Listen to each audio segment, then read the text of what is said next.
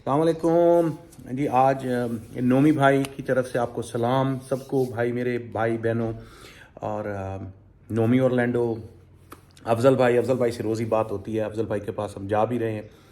अच्छा, आज ना बहुत सारे कुछ लोगों के क्वेश्चंस थे तो मैंने कहा वो जवाब दे दूँ। ये प्राइम टेक हैं, वो भाई पूछ रहे हैं कि क्या प्रिकॉशन लिए जा सकते हैं ब्लड प्रेशर के लिए। तो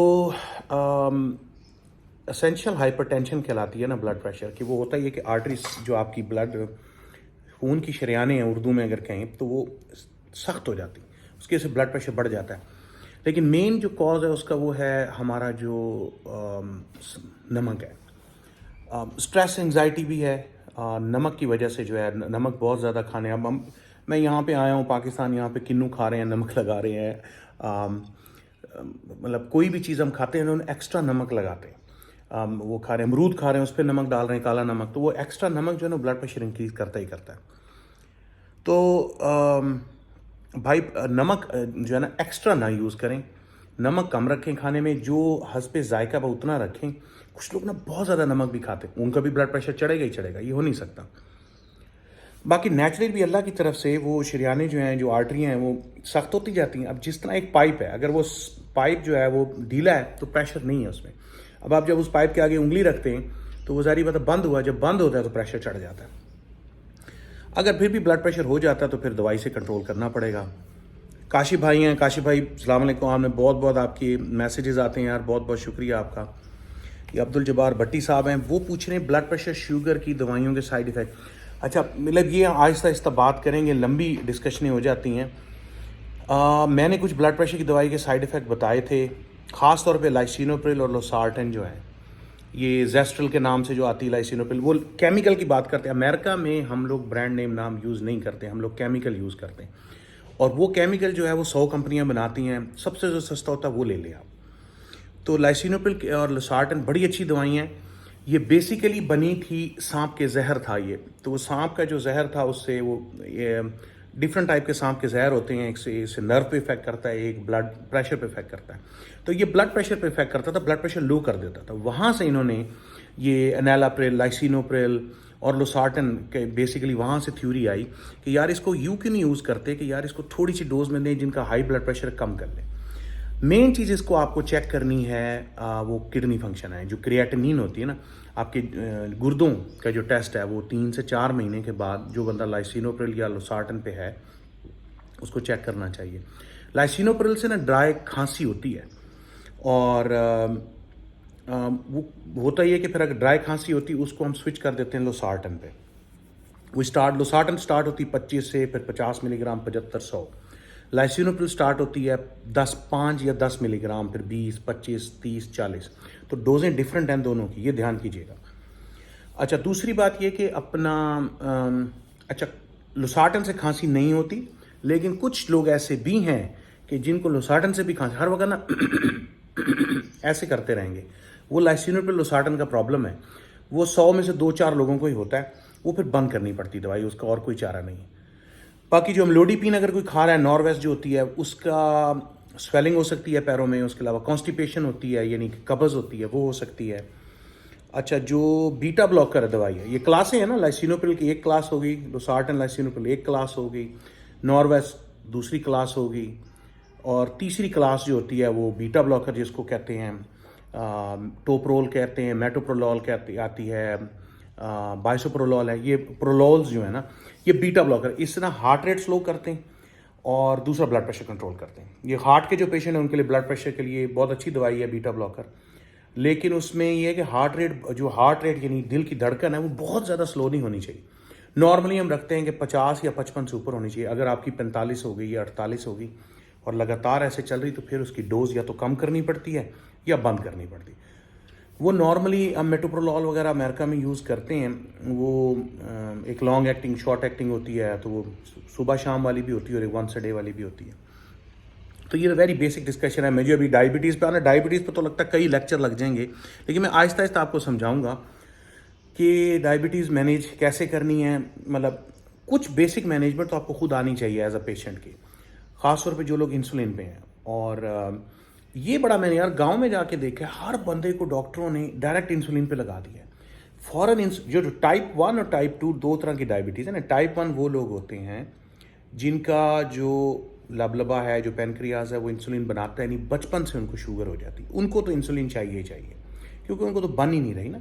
टाइप 2 वो लोग हैं जो मेरे जैसे हैं कि वेट ज़्यादा हुआ, वेट ज़्यादा होने की वजह से ना इंसुलिन अब काम नहीं कर रही, हमारे जो मसल्स हैं उसके ऊपर फैट चढ़ी हुई है, फैट चढ़ी होने की वजह से शुगर खा ली, मीठा खा लिया, मीठा ब्लड में आ गया, खून में आ गया, लेकिन वहाँ से वो उठ नहीं रहा मीठा, क्योंकि वो फैट चढ़ी हुई मसल में उन्होंने उठाना था।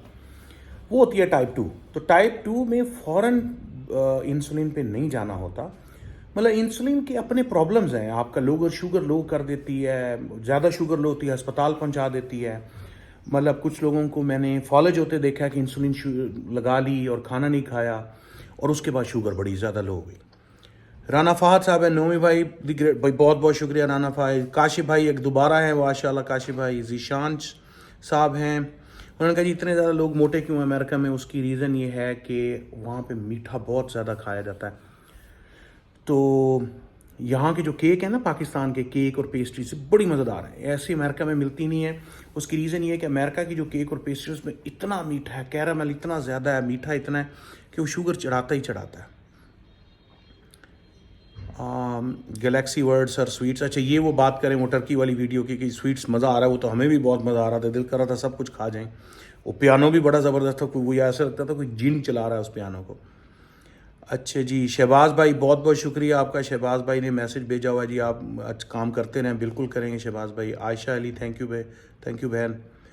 आकाश बदर भाई थैंक यू, बहुत बहुत शुक्रिया आपका। आयशा अहमद फ्रॉम यूएसए जी, बहुत बहुत आपका शुक्रिया। तो और जहरा अली हैं, बहुत अच्छे वीडियोस, ये भी आपका शुक्र है। मैं तो हंसता होता हूँ कि ये एक व्यू वाले नोमी भाई, वो व्यू भी मेरा अपना ही होता था। तो आप लोग देख लेते हैं खुशी से, तो ऊपर से अल्लाह का शुक्र है, इधर से आपका शुक्रिया भाई। तो हरमन भाईजान हैं, इनका भी बहुत बहुत शुक्रिया। तो अच्छा, ये तो बेसिक आज मैंने वो क्वेश्चंस के जवाब देने थे। अच्छा, एक भाई ने सोराइसिस के बारे में क्वेश्चन किया था। सोराइसिस अपने इस पे पूरा आप लेक्चर कर सकते हैं, मैं आहिस्ता आहिस्ता करता जाऊंगा। बेसिक बता देता हूँ, जो बहुत ज़्यादा ड्राई स्किन होती है ना, जैसे अब ये स्किन है यहाँ पे बहुत ड्राई हो गई, यहाँ पे मुंह पे हो गई या हाथों पे हो गई। आम ड्राइनेस तो सबको ही हो जाती है, लेकिन अगर एक हद से ज़्यादा हो जाए तो वो सोराइसिस की टाइप बन जाती है। तो उसमें नॉर्मली ट्रीटमेंट तो होता है जो सिंपल वाली है, उसमें स्टीरॉइड्स क्रीम जो है ना, वो स्टीरॉइड क्रीम हाइड्रोकोर्टिसोन होती है, कैनालॉग है, वो यूज़ करते हैं। लेकिन वो हमेशा ध्यान रखना है, जो हाथ की जिल्द है और मतलब चेहरा है, ग्रोइन के एरिया, जो आपके लोअर एरिया, उसमें ना बहुत ज़्यादा तेज़ स्टीरॉइड की क्रीम 1% हाइड्रोकोर्टिसोन से ज़्यादा इस्तेमाल नहीं कर सकते, क्योंकि वो क्या करेगी कि आपकी स्किन जो है ना, ये जो आपकी जिल्द है, इसको उखाड़ देगी। अगर लगातार लगाएंगे तो ये ब्लीडिंग शुरू हो जाएगी।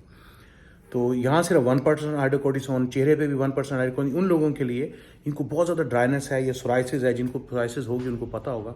बाकी और जगह पे आप लोग यूज़ कर सकते हैं जो स्ट्रॉन्गर स्टीरॉइड्स हैं।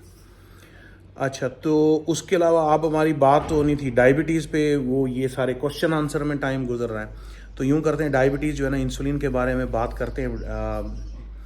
उसके लिए डिटेल बात करेंगे, क्योंकि पहले शुरू करनी चाहिए डायबिटीज़ में गोलियाँ जो है ना मेन हम शुरू करते हैं। अगर तो आपके गुर्दे ठीक है तो आप शुरू करेंगे मेटफॉर्मिन, जिसको ग्लूकोफेज भी कहते हैं। फिर भी कंट्रोल नहीं होता तो फिर आप जाएंगे, सल्फोनाइल यूरियाज कहलाते हैं, क्लास है, उसके अंदर होता है ग्लिपिजाइड, ग्लिम्पिराइड, यू एमरल वगैरह इनके नाम से आती। फिर और कई नई आ गई हैं, उसके अलावा वो कुछ और 3-4 क्लासें आई हैं। तो पहले गोलियों से कंट्रोल होगी। अगर गोलियों से कंट्रोल नहीं होगी तो उसके बाद नंबर 2 पे आप लोग जो है वो इंसुलिन पे जाएंगे। उसमें भी पहले आप कोशिश करेंगे, एक होती है लॉन्ग एक्टिंग होती है जो 24 घंटे की इंसुलिन होती है, 24 घंटे की। एक होती है शॉर्ट एक्टिंग की, खाना खाया साथ ही लगा ली। अच्छा, एक मैं बिल्कुल डिस्करेज करूँगा यहाँ पे लोगों को, जो ये मिक्स इंसुलिन है ये नहीं लगानी है। मिक्स इंसुलिन में वो लंबी जो 24 घंटे वाली भी है और शॉर्ट एक्टिंग जो 15-20 मिनट में काम करती है, वो दोनों जब इकट्ठी करते हैं ना, उसमें ना शुगर लो होने का चांस बहुत है, क्योंकि वो आपने अगर खाना ज़्यादा नहीं खाया तो वो शुगर लो हो जाएगी, अगर खाना ज़्यादा खाया हुआ तो शुगर हाई हो जाएगी, वो कंट्रोल नहीं करेगा, क्योंकि मिक्स हुई हुई ना चीज़। उसको नॉर्मली हम अमेरिका में या मेडिसिन में इतना ज़्यादा पसंद नहीं किया जाता। अगर आप इंसुलिन जाना भी है तो पहले लॉन्ग एक्टिंग लगाएंगे, वो जो लेंटस है, जो ग्लार्जीन के नाम से है, ग्लार्जीन केमिकल है, टर्सीबा एक नई इंसुलिन है, ये भी लंबा 24 घंटे 48 घंटे तक चल जाती है। तो ये 2 और वो लेवामियर है, ये 3 मेन होती हैं लॉन्ग एक्टिंग। तो ये लॉन्ग एक्टिंग इंसुलिन जो है ये लगाते हैं, लेकिन वो ये कि गोलियों से भी कंट्रोल नहीं हो रही, तो फिर हम 10 एक यूनिट से शुरू करते हैं शाम के टाइम, फिर 15 12 कर दी, 15 कर दी, 18 कर दी, स्लोली आहिस्ता आहिस्ता आहिस्ता। आपका मेन मकसद जो है कि आपकी ब्लड शुगर जो है वो नीचे आ जाए, तकरीबन 160 से खाने के बाद 2 घंटे खाने के बाद अगर जब नीचे आ जाती तो उस पर हम रोक देते हैं, 20 यूनिट होगी, 25 यूनिट होगी। तो ये तो है लॉन्ग एक्टिंग इंसुलिन।